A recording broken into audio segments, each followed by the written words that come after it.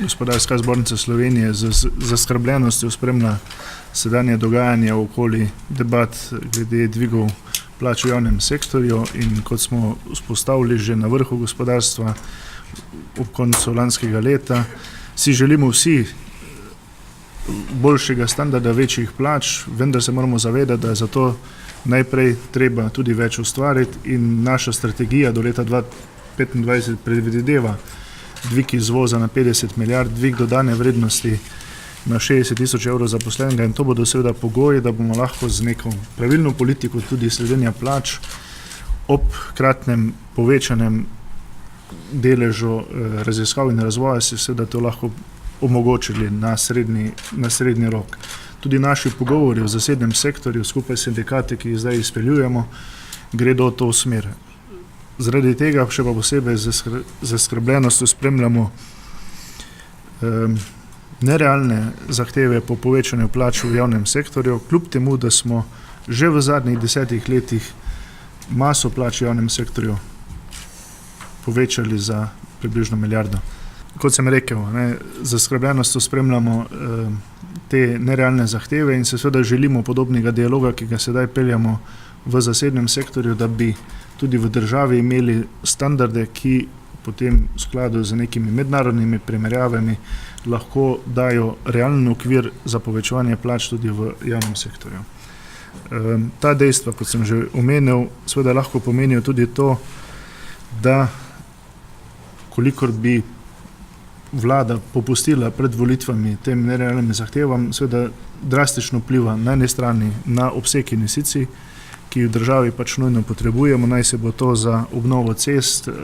izvedbo drugega tira, tretje razvojne osi, kot tudi seveda za prepotrebne investicije v zdravstvo in tudi šolstvo.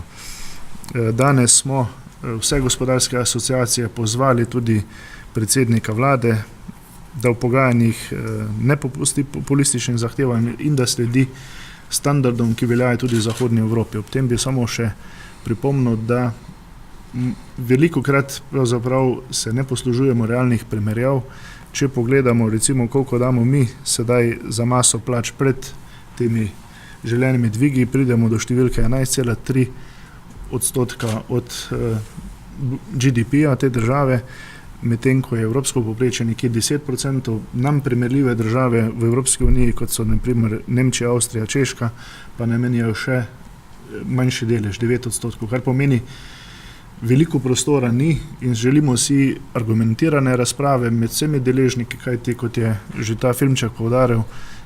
prva lokomotiva je vsekakor gospodarstvo in kot sem že omenil na začetku, gospodarstvo skupaj s sindikati iz zasebnega sektorja v vseh teh letih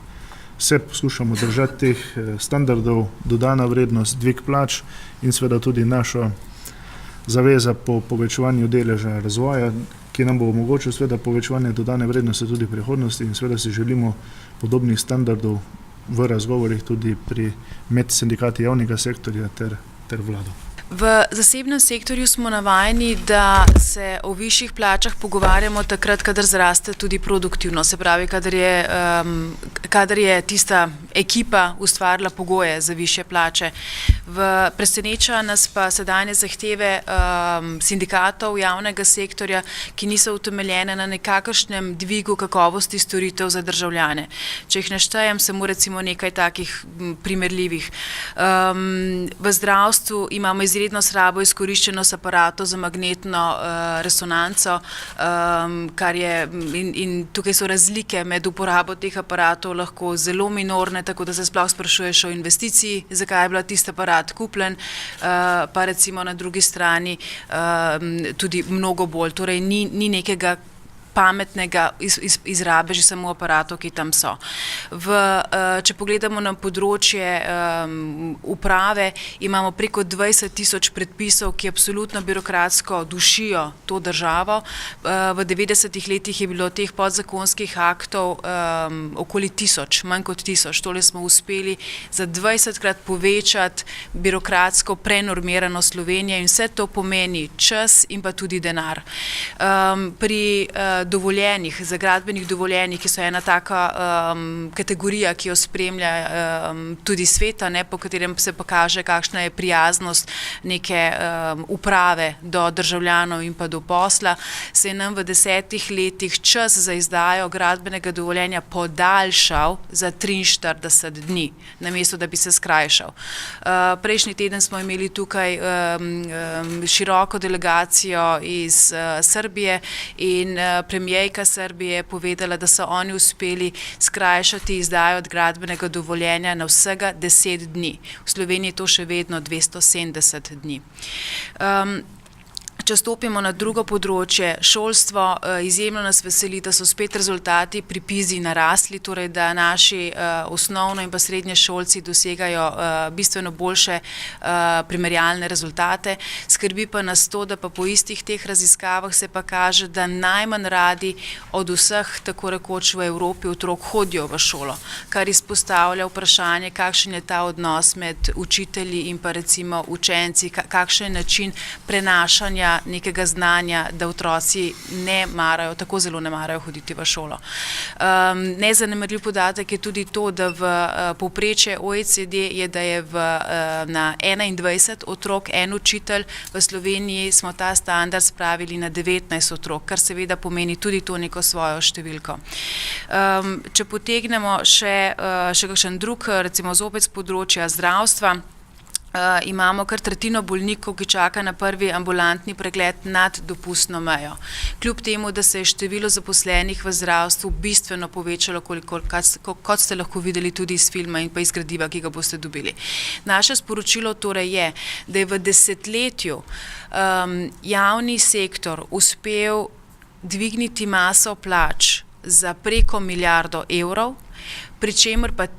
hkrati se je vzporedno s tem pravzaprav se je povečevala seveda tudi zaposlenost, zato se je tudi masa plač toliko dvignila, poleg tega, da se je tudi povprečna plača dvigovala, vendarle pa se to ni preselilo v boljšo kakovost storitev za državljane. V zdravstvu imamo predolge čakalne vrste, vse, kar je bilo narejeno na področju primarnega zdravstva, da se je zaposlovalo več zdravnikov na primarno zdravstvo, se je preselilo v preobremenjenosti zdravstva na naslednji ravni, torej pretirano napotovanje na specialiste in pravzaprav ustvarjamo en sistem, ki sam sebi generira čedalje več zaposlenih za pravzaprav slabšo storitev, kot je bila prej. Zato pozivamo sindikate javnega sektorja, da najprej pogledajo in vidijo, kje lahko predlagajo izboljšave, kako se lahko dvigne kakovost dela zaposlenih v javnem sektorju in da vzporedno s to kakovostjo dela potem se pogovarjamo tudi o tem, kakšen delež BDP-ja, se pravi tistega, kar v Sloveniji ustvarimo, je korektno, da namenimo za te storitve, ki jih vsi državljani izredno potrebujemo. Kot je predsednik Gospodarske zbornice prej omenil, ko je primerjal z drugimi državami, kakšen delež BDP-ja je namenjen tam za plače v javnem sektorju, bi lahko temu rekli, da če bi prišli samo na evropsko povprečje, potem bi se morala celo masa plač spustiti za 550 milijonov, ne pa da se pogovarjamo še o dvigu.